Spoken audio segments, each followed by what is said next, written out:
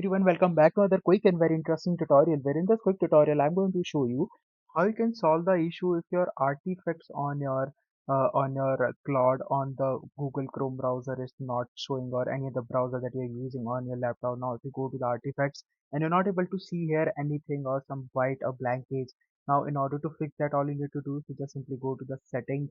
Inside the settings you simply need to go to the option of or just simply search for clear cookies, and once you search it here you'll see or just simply search for cookies, and here you'll see this option of browsing data. Now from here you'll see the website that stores some caches, so select the cookies option from here and unselect all, and clear all the cookies. Now once you refresh the page you'll notice that all the problem that have been caused is now fixed.